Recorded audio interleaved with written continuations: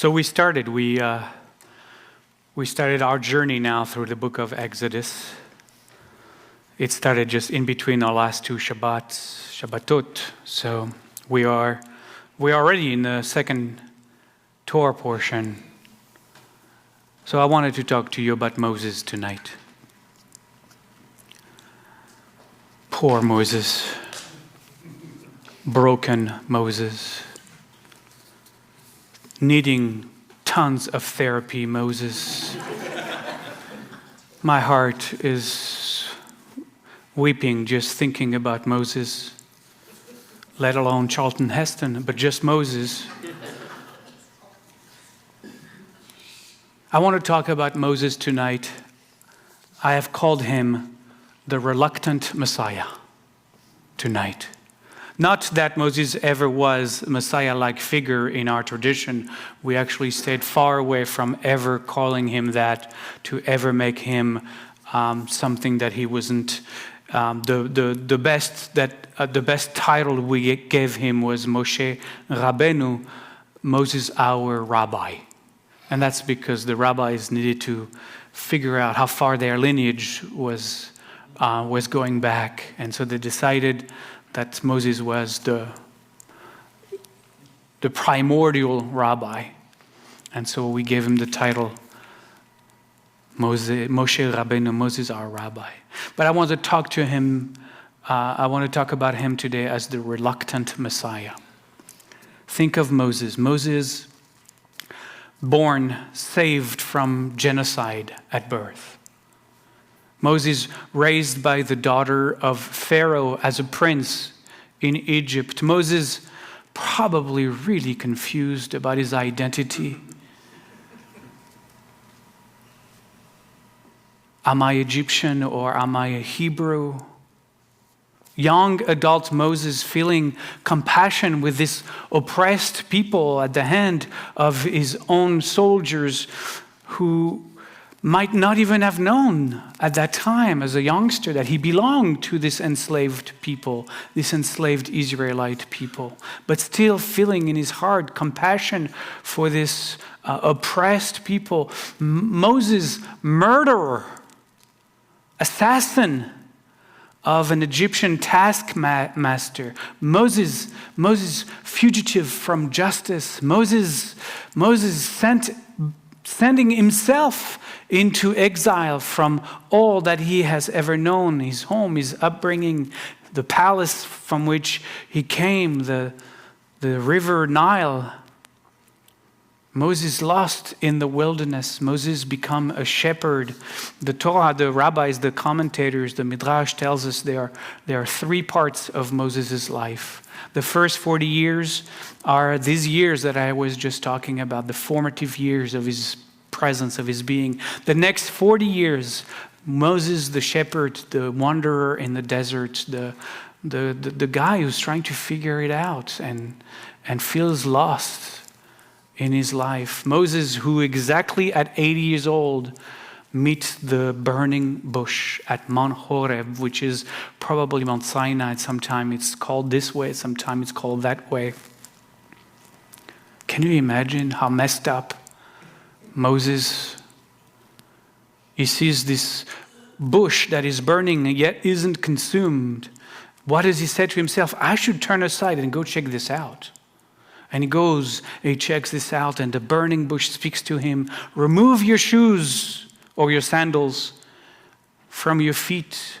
You are on sacred ground. And the bush talks to him. The booming voice of God comes to him and says, I'm going to send you back to Egypt. You're going to free my people. I have heard their plight. Moses responds, who am I that I should go? Who am I that I should go? Moses, 80 years old, still hasn't figured out who he is. Who am I that I should go? God insists. You got to go. You got to do it. But Moses explains that, the Israelites won't believe him if he goes back. They may even remember him as Prince of Egypt. He doesn't really know who he is.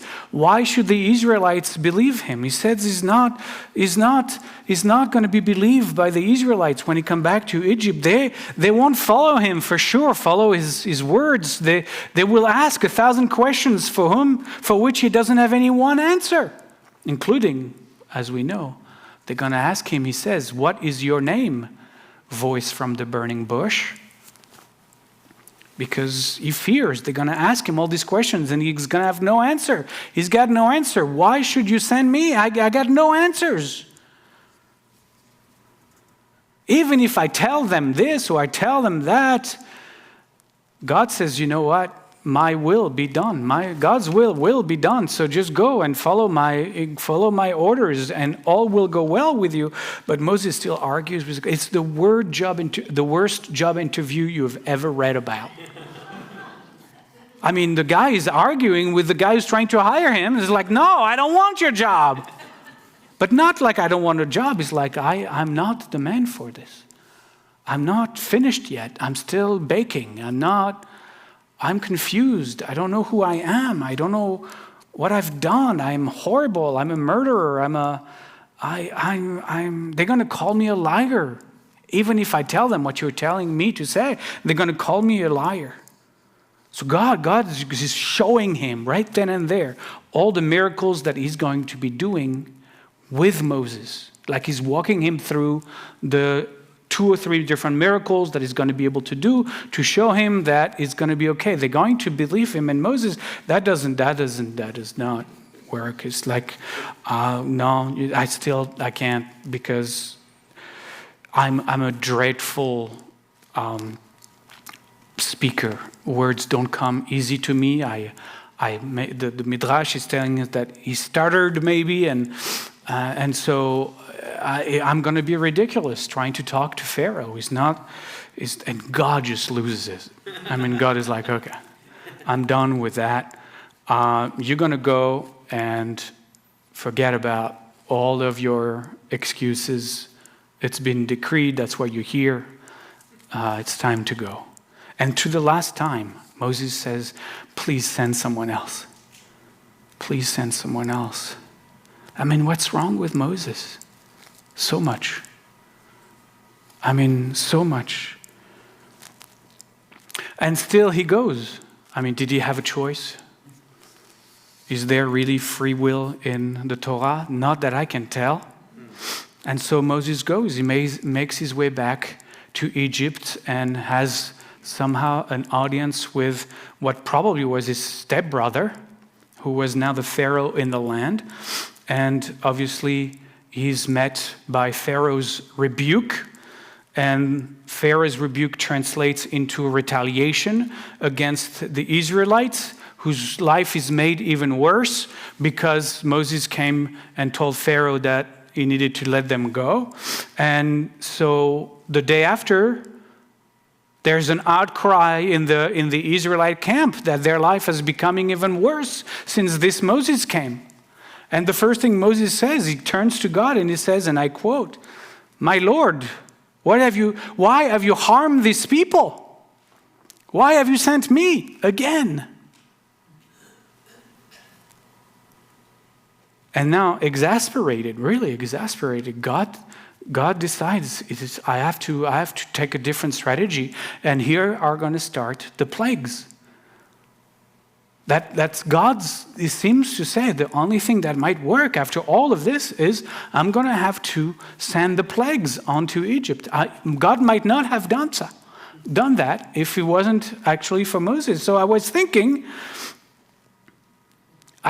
wasn't it actually Moses' reluctance to take ownership of his mission that actually provoked the cascade of events that we see unfolding in Exodus?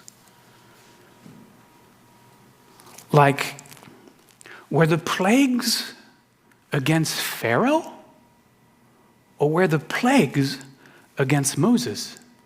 Who was the plague for? What was God trying to do? Did God need the plagues to convince Pharaoh to let the Israelites go, as we've come to learn in our tradition? Or, if we look at the text very carefully, maybe the plagues came to convince Moses that he could be instrumental in letting the Israelites go. Maybe the plagues were for Moses. And there's a telling verse in this week's parasha. I'm going to read it to you. It's very famous, but this year maybe there's an underlying message there that I didn't capture before. Listen to this. And it's actually in the Haggadah of Passover. When Moses told the Israelites that it was time to leave, when Moses told the Israelites, they wouldn't listen to Moses because of shortness of spirit and because of difficult work. So most of the time, the rabbis say, the Israelites had lost their spiritual connection, right? Because they were they were enslaved, and the difficult work relates to, the harshness with which Pharaoh oppress them, and they have to have a certain amount of bricks they need to produce for the roads or whatever they were building.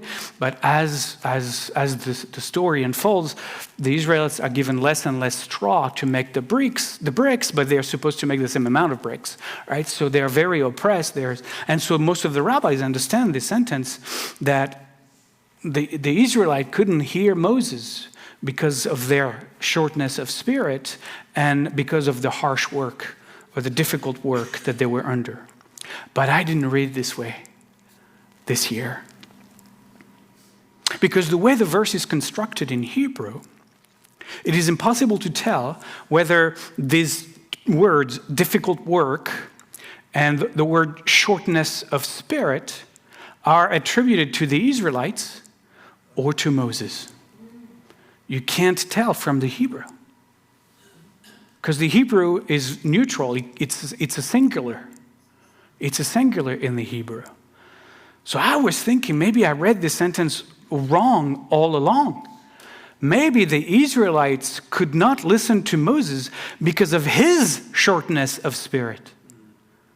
That's why they couldn't hear him, because he wasn't able to communicate what God was trying to convey through him, because he himself didn't believe in himself enough to stand in the mission that God has sent him to perform. And so it's his shortness of spirit and the way that perhaps he looked at the mission he had been given as difficult work. It was too difficult for him. For him, the work that he was given was too difficult. He kept telling God, I can't do this. I'm not good enough.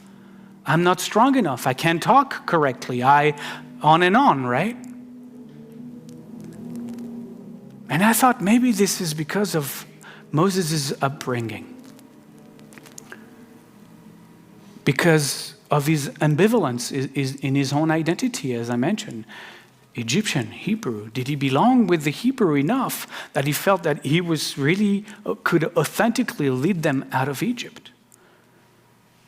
Maybe he felt that he didn't actually belong to the Israelite people. He didn't grow up with them. Sometimes you feel you belong when all your childhood has been part of that one people.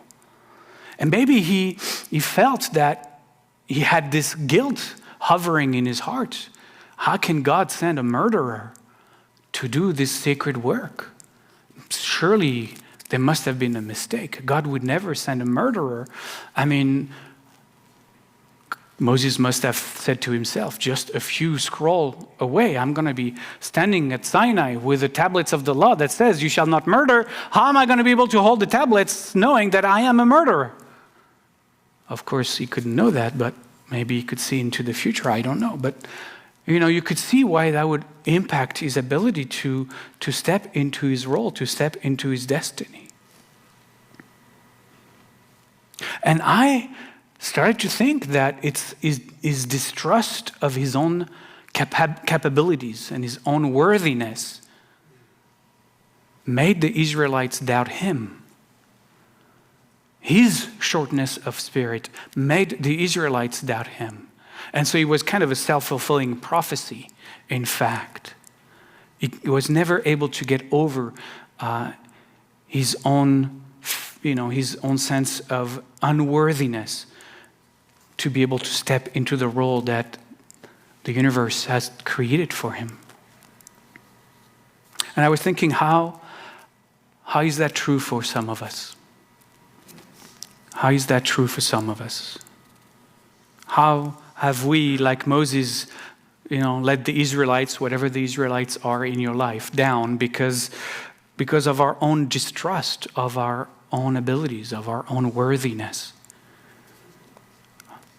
How have we shied away from the roles that the universe brought to us to fulfill because of our ambivalence, because of our not knowing ourselves well enough, not being strong in our values, in our sense of being? So I weep with Moses, I think Moses needed the Israelites as much as the Israelites needed Moses. I think he himself needed to get out of his own Egypt. I think this is really about his journey of healing, his ability to find the truth of who he is, to really become Moses eventually through the 40 years in the wilderness. And I pray that each of us, like Moses in our journey through our own life wilderness, may find a way to make peace with our imperfect being. May find a way to make peace with our own unworthiness, or whatever we believe ourselves to be unworthy. May we learn to move beyond the self-taught limitations and obstacles that prevent us from being the full individuals that not only we but others in our life need us to be. To step fully into the beauty of our own being, our own self, and embrace our destiny. Not to step on anybody's shoulders, but to hold our ground and to be a light for others so that they can also heal beyond the constricted, conditioned mind that often stops us from even starting on the journey of self-liberation. כן יהי רצון. אמן.